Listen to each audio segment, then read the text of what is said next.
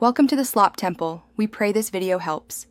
You start by preparing what you want to show and finding the right menu. Open Settings and tap Display or type Screensaver in search. Android names differ by vendor.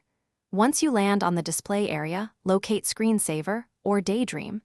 You do this now because knowing the exact menu saves time. Different skins nest it differently.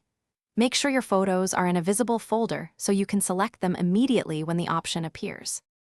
Once you see Screensaver settings, pick the type that fits your use. Clock for simplicity, photos for personalization, or interactive apps for utility. Tap your chosen option, then choose the source, device folder or Google Photos so your content appears. Make sure to set when the saver activates, while charging when docked or after a specific idle time.